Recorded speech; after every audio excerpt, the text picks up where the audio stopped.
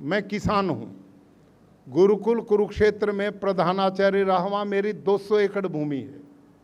उसमें मैं urea, DAP, कीटनाशक की खेती करता था। लेकिन एक दिन मेरा एक कर्मचारी दवाई छिड़कते हुए बेहोश हो गया। हम उसे उठा के लाए, जैसे तैसे जान तो बच गई।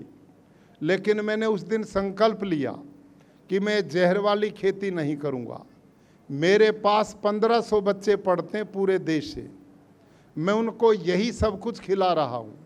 जिस कर्मचारी ने कीटनाशकों ना पिया ना खाया, सूंघने से बेहोश हो गया, और मैं उस जहर को फसलों में डाल के बच्चों को खिलाता हूँ, भारत के भावी भविष्य को मैं तबाह करता हूँ, इससे बड़ा पाप नहीं होगा। उस दिन से मैंने जहर की खेती को छोड़ दिया। उस दिन मैंने उसी दिन छोड़ दिया। तो मैंने कौन सी खेती शुरू की? एग्रीकल्चर साइंटिस्ट थे डॉक्टर हरिओम जी, कुरुक्षेत्र में। वो जो कृषि विज्ञान केंद्र, उसके मुखिया थे, परिचित थे। मैं उनके पास गया, डॉक्टर साहब मैं रासायनिक खेती छोड़ना चाहता हूँ, इसका विकल्प मुझे दें। तो उन्होंने मुझे विकल्प दिया जैविक खेती, ऑर्गेनिक फार्मिंग, जिसका बहुत प्रचलन इस समय हमारे दिमाग में है। भाई और बहनों, मैंने उस खेती को 5 एकड़ में शुरू किया। पहले साल सारा कीट पतंग खा गए, मुझे कुछ नहीं मिला। उन्होंने कहा जी इसमें थोड़ा टाइम लगता है, हिम्मत रखो। अगले साल फिर मैंने उसको किया, 51% मेरे को मिल गया। तीसरे साल फिर किया, लगभग 80% मुझे मिला। लेकिन न तो मेरी मेहनत कम हुई, न मेरी लागत कम हुई, न मेरे को उत्पादन पूरा मिला। मेरे दिमाग में एक बात आई, तेरे पास तो 200 एकड़ ज़मीन है, तूने 5 एकड़ में एक्सपेरिमेंट कर लिया तो कोई फर्क नहीं पड़ा। जिस किसान के पास सारी ज़मीन है ही 2-2.5-3 एकड़, और वही जैविक खेती को करेगा, और 3 साल उसमें यूं ही पैदावार होगी, तो उसके बच्चे कहाँ से खाएंगे? तो मेरी समझ में बात नहीं आई। तो मैंने सोचा ये गड़बड़ है। मैं दोबारा उन डॉक्टर हरिओम जी के पास गया, साइंटिस्ट के पास। मैंने कहा डॉक्टर साहब, आपकी बताई खेती, जैविक खेती को 3 साल से मैं कर रहा हूँ, मेरे को इसमें कुछ मिला नहीं, ये मामला क्या है? मैंने सारा पूरा विधि से किया, पिट बनाए, गोबर डाला, विदेशी केचुए डाले, उनको छानना डालना, उसने इतनी खरपतवार हो गई, फिर लेबर जुटी रही, बड़ा लंबा चौड़ा काम चला। लेकिन मैंने किया 3 साल। तो जब मैं दोबारा डॉक्टर हरिओम पे गया, तो उन्होंने मेरे को कुछ एग्रीकल्चर साइंटिस्ट का लिटरेचर दिया, उनकी लिखी कुछ लेख दिए। और वो लेख किन के थे?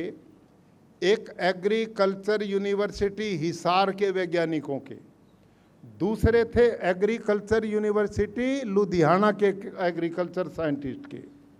और उन्होंने मुझे कहा आप इसको पढ़ो, जैविक खेती का इसमें विवरण है। अब ध्यान से सुनना मेरी बात को। उस लिटरेचर में क्या लिखा था जैविक खेती में, कि भारत के खाद्यान्न को पूरा करने के लिए, इस देश के लोगों के पेट को भरने के लिए 2 फसल सबसे बड़ा योगदान करती हैं, एक गेहूं और एक चावल। सबसे ज़्यादा खाया जाता है कि नहीं, बोलो?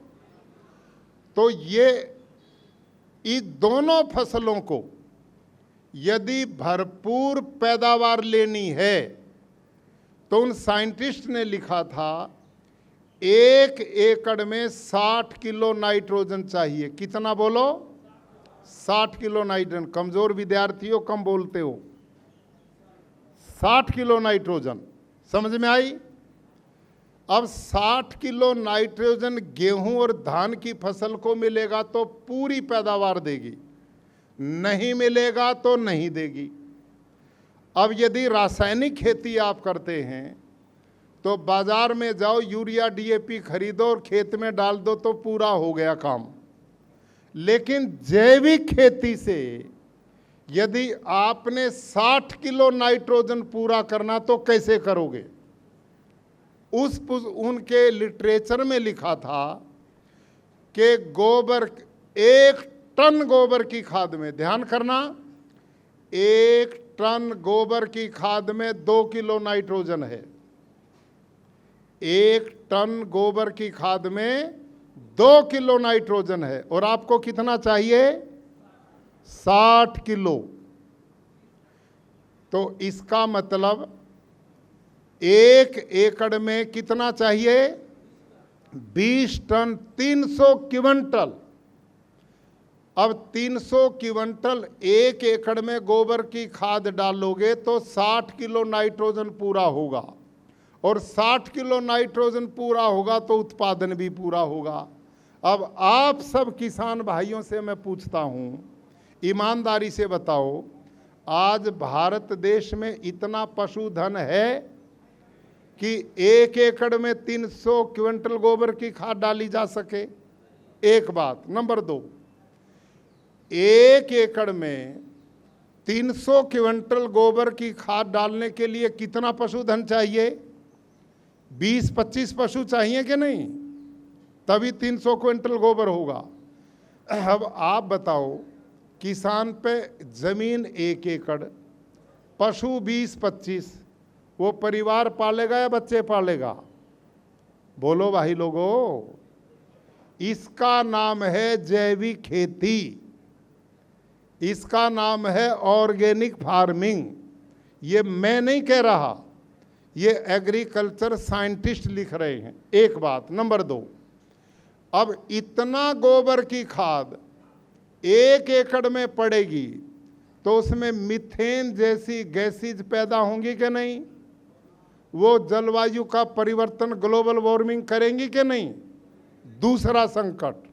तीसरा, इसमें जो केचुआ पाला जाता है वो भारत का नहीं है, अंग्रेजों को मुश्किल से देश से निकाला था, और हम इन केचुए विदेशियों को हम अपने देश में ला रहे हैं। वो केचुआ मिट्टी खाता है नहीं, गोबर खाता है, और वो एक निश्चित टेम्परेचर में कम हो तो मरता है, ज़्यादा हो तो भी मरता है।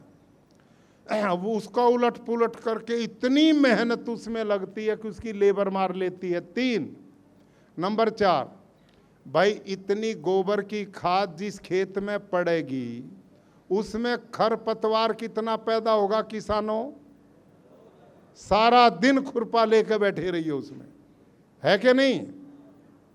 ये सारा संकट है। ये है ऑर्गेनिक फार्मिंग, जिसको आज भारत सरकार भी प्रमोट कर रही है पिछले 40 साल से, और हमारी प्रदेश सरकारें भी करती हैं, लगे हुए हैं इसके ऊपर। लेकिन आप मेरे को बता दो, पूरे देश में इस पद्धति के कितने मॉडल किसान खड़े कर पाए हैं? 30-40 साल हमें करते हो गए, आज तक हम इसको लाभकारी नहीं बना पाए। बल्कि अब एक नया नाम और सुना होगा, श्रीलंका ने ऑर्गेनिक फार्मिंग की भूखा मर रहा है। सुना कि नहीं ये बात? हमारे एग्रीकल्चर साइंटिस्ट सारे बता रहे हैं कि ऑर्गेनिक फार्मिंग उन्होंने की, आज वो भूखा मर रहा है। जब हमने देख लिया कि ऑर्गेनिक फार्मिंग ना तो पर्यावरण के लिए ठीक है, न इतना पशुधन हमारे पास में है, ग्लोबल वार्मिंग को जन्म देती है, और अगली बात, खेत में 2 तरह के कीट हैं, एक हमारे मित्र कीट हैं और एक हमारे शत्रु कीट हैं। ये रिसर्च साइंटिस्ट की मैं आपको बोल रहा हूं कि मित्र कीट की खुराक शत्रु कीट से आधी है। जब उसको ज़्यादा आप खाद देंगे तो शत्रु कीट को ज़्यादा खुराक मिलेगी, तो उस खेत की बीमारी को रोक ही नहीं सकते आप, बीमारी ज़्यादा आएंगी उसके अंदर, ये उसकी समस्या है। तो ये मैंने थोड़ा अंतर दिया आपको, जैविक खेती क्या है इसके बारे में साइंटिस्ट के अनुसार।